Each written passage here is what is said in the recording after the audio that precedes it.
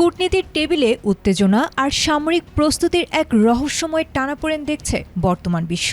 Caspian সাগরের উত্তাল ঢেউ থেকে জন্ম নেয়া এক আন্তর্জাতিক সামরিক সংঘাত ভেস্তে গেছে শেষ মুহূর্তে নেয়া একটি সিদ্ধান্তে। ক্ষেপণাস্ত্র ও ড্রোন নিশানা করার পরও কেন রণক্ষেত্র থেকে সামরিক বাহিনী গুটিয়ে নিল তেহরান, তারই এক বিস্ফোরণ বিবরণ উঠে এসেছে ইরানের সর্বোচ্চ নীতি নির্ধারণী মহল থেকে। ইরানের সশস্ত্র বাহিনী তখন পুরো প্রস্তুত।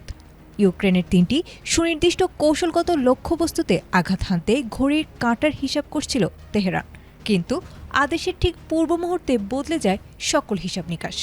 স্থগিত করা হয় বহুল আলোচিত সেই সামরিক অভিযান।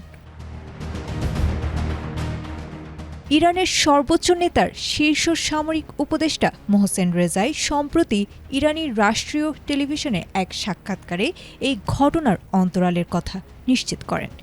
Optical brightener, photo catalyst, active granule সমৃদ্ধ বসুন্ধরা পাওয়ার ওয়াশ। তিনি জানান, সামরিক জবাব দেওয়ার ঠিক আগ মুহূর্তে ইউক্রেন সরকারের পক্ষ থেকে কূটনৈতিকভাবে যোগাযোগ করে দুঃখ প্রকাশ ও ক্ষমা প্রার্থনা করা হয়। কিয়েভের এই আকস্মিক নমনীয়তার পরই তেহরান অভিযানের সিদ্ধান্ত থেকে সরে আসে। ঘটনার সূত্রপাত গত ২৫ জুলাই। কাস্পিয়ান সাগরে একটি ইরানি বাণিজ্যিক জাহাজে হামলার ঘটনা ঘটে, যাতে এক ক্রু সদস্য নিহত হন। তেহরান এই হামলার জন্য সরাসরি কিয়েভকে দায়ী করে এবং ইরানের পররাষ্ট্রমন্ত্রী আব্বাস আরাকচি উপযুক্ত ক্ষতিপূরণও দাবি করেন।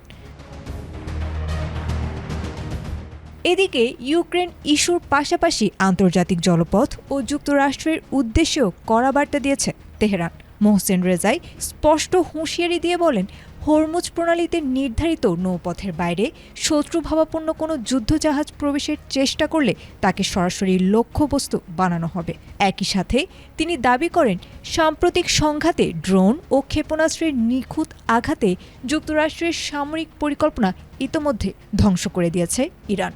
সব মিলিয়ে মধ্যপ্রাচ্য থেকে পূর্ব ইউরোপ ইরানের এমন মারমুখী অবস্থান আর শেষ মুহূর্তের নমনীয়তা বৈশ্বিক ভূ রাজনীতিতে যেন আবারও নতুন আলোচনার জন্ম দিয়েছে। আয়েশা আক্তার, এটিএন বাংলা।